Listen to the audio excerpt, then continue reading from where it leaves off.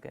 Sudeep sir ಮುಂದೆ ನಿಂತಾಗ ಒಂದೆರಡು ಮಾತುಗಳನ್ನು ಹೇಳಿದ್ರಿ. ಸಾಕಷ್ಟು ಇದು ಅಂದರೆ ನಿಮ್ಮ ತಾಯಿಯವರು ಸುದೀಪ್ ಅವ್ರ ಮುಂದೆ ನಿಲ್ಲಿಸುವಂಥ ಒಂದಿಷ್ಟು ಮಾತುಗಳನ್ನು ಆ ಒಂದು ಕ್ಷಣಗಳು ಖುಷಿ ಇದೆ. ಅಂದರೆ ನಮ್ಮಮ್ಮ ಮುಂಚೆಯಿಂದ ಸುದೀಪ್ ಸರ್ ಫ್ಯಾನು.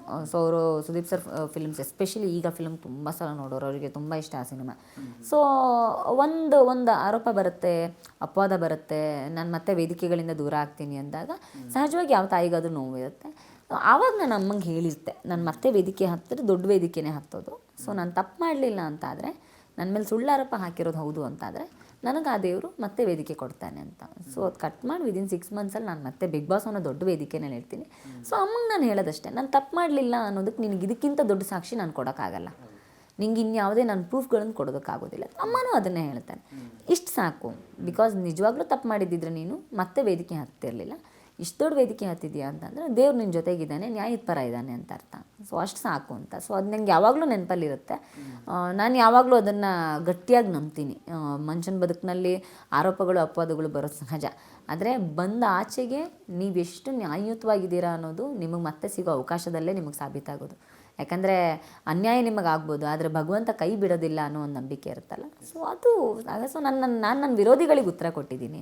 ಯಾರು ಆರೋಪ ಹಾಕೋ ಪ್ರಯತ್ನ ಮಾಡಿದ್ರು ಆ ವಿರೋಧಿಗಳಿಗೆ ನಾನು ಉತ್ತರ ಕೊಟ್ಟಿದ್ದೀನಿ, ಸಾಕು ಅಂತ. ಸೊ ಅದೇ ಘಟನೆ ನಾನು ಅಲ್ಲಿ ನೆನಪಿಸ್ಕೊಂಡಿದ್ದು. ಓಕೆ. ಒಂದು ಮಾತು ಈ ಸಂದರ್ಭದಲ್ಲಿ ಏನಂದರೆ, ಬಿಗ್ ಬಾಸ್ದು ಒಂದು ಕಾಲ್ ಬಂತು ಈ ಒಂದು ಸೀಸನ್ನಿಗೆ ಮತ್ತೆ ಹೋಗ್ಬೇಕು ಅಂದಾಗ ಮರುಕ್ಷಣನೂ ನಾನು ಯೋಚನೆ ಮಾಡ್ದೇ ಒಪ್ಕೊಂಡೆ ಅಂತ.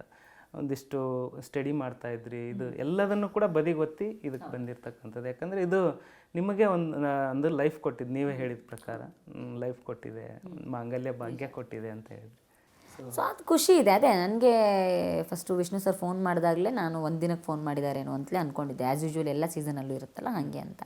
ಬಟ್ ವಿಷ್ಣು ಸರ್ ಹೇಳ್ತಾರೆ, ಇಲ್ಲ ಚೈತ್ರ ಅವ್ರು ಇನ್ನೂ ಸ್ವಲ್ಪ ಜಾಸ್ತಿ ದಿನ ಇರಬೇಕಾಗತ್ತೆ ಅಂತ. ನಾನು ಆ್ಯಕ್ಚುಲಿ ಫಸ್ಟಿಗೆ ಅವ್ರು ಬೇರೆ ಯಾವುದಕ್ಕೋ ಫೋನ್ ಮಾಡಿದ್ರು ಅಂತಲೇ ಅಂದ್ಕೊಂಡಿದ್ದೆ. ಬಿಕಾಸ್ ನಮ್ಮ ಯೂಶ್ವಲ್ ಬೇರೆ ಯಾವುದೇ ಶೋಸ್ ಇದ್ದರೂ ಕೂಡ ವಿಷ್ಣು ಸರೇ ಫೋನ್ ಮಾಡ್ತಾರೆ, ಹಂಗಾಗಿ ಅಂದ್ಕೊಂಡೆ. ಮತ್ತು ಇಲ್ಲ ಬಿಗ್ ಬಾಸ್ಗೆ ಅಂದಾಗ ಈಗೇನು ಮತ್ತೆ ಜಾಸ್ತಿ ದಿನ ಇರಬೇಕು ಅಂತೆಲ್ಲ ಅಂದಾಗ ಒಂದಷ್ಟು ಗೊಂದಲ ಖಂಡಿತ ಇತ್ತು. ಸೊ ಆ ಗೊಂದಲದಲ್ಲೇ ನಾನು ಹೋಗಿದ್ದೆ. ಬಟ್ ನಾನು ಇಲ್ಲ ಅಂತ ಹೇಳೋ ಯಾವ ಪರಿಸ್ಥಿತಿನಲ್ಲೂ ಇರಲಿಲ್ಲ, ಬಿಕಾಸ್ ಅದು ಬಿಗ್ ಬಾಸ್ ಮನೆ. ಸೊ ಅಲ್ಲಿ ಒಂದು ನಿಮಿಷ ಹೋಗೋದಕ್ಕೆ ಅವಕಾಶ ಸಿಕ್ಕರೂ ಸಾಕು ಅಂತ ಎಷ್ಟೋ ಜನ ಪರಿತಪಿಸ್ತಾ ಇರೋದನ್ನು ನಾನು ನೋಡಿದ್ದೀನಿ. ಸೊ ಹಾಗಿರಬೇಕಾದ್ರೆ ಒಂದು ಸಲ ಸಿಕ್ಕಿರೋ ಅವಕಾಶ ಇನ್ನೊಂದು ಸಲ ಪುನಃ ನಮಗೇನೆ ಕೊಡ್ತಿದ್ದಾರೆ ಅಂದಾಗ ಕಳಿಸ್ತಾ ಇರೋರು ಏನೋ ಒಂದು ನಂಬಿಕೆ ಇಟ್ಟು ನಮ್ಮ ಮೇಲೆ ಕಳಿಸ್ತಿದ್ದಾರೆ ಅಂತ ಅರ್ಥ. ಸೊ ಆ ನಂಬಿಕೆನೇ ನನಗೆ ದೊಡ್ಡದು ಅಂತ ಅನಿಸ್ತು. ಹಾಗಾಗಿ ನಾನು ಮರುಕ್ಷಣ ಯೋಚನೆ ಮಾಡಲಿಲ್ಲ. ನಿಮ್ಮ ಒಂದು ಬಿಗ್ ಬಾಸ್ ಏನು ಸೀಸನ್ಗೂ ಇವತ್ತಿನ ಒಂದು ಸೀಸನ್ಗೂ ಏನು ಡಿಫ್ರೆನ್ಸ್ ಏನು ಅನಿಸ್ತು ನಿಮಗೆ? ಕಂಟೆಸ್ಟೆಂಟ್ಸ್ಗಳು ತುಂಬ ಡಿಫ್ರೆಂಟ್ ಆಗಿದ್ದಾರೆ. ಆಟಗಳು ಸಹಜ. ಯೂಶ್ವಲಿ ಬಿಗ್ ಬಾಸ್ ಯಾವಾಗಲೂ ಪ್ರಿಡಿಕ್ಟ್ ಮಾಡೋಕ್ಕಾಗಲ್ಲ.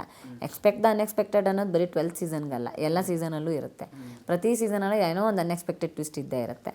ಬಟ್ ಕಂಟೆಸ್ಟೆಂಟ್ಸ್ಗಳು ಬಹಳ ಡಿಫ್ರೆಂಟ್ ಇದ್ದಾರೆ. ಪ್ರತಿ ವರ್ಷವೂ ಕೂಡ ಯೂನಿಕ್ ಆಗಿರೋ ಕ್ಯಾರೆಕ್ಟರ್ಗಳನ್ನು ತಂದು ಹಾಕ್ತಾರೆ. ಈ ಸಲ ಅಂತೂ ಕಂಪ್ಲೀಟ್ಲಿ ಯೂನಿಕ್ ಇದೆ ಅಂತ ನಂಗೆ ಅನಿಸ್ತು. ಸೊ ಕಂಟೆಸ್ಟೆಂಟ್ಸ್ ತುಂಬ ಡಿಫ್ರೆಂಟ್.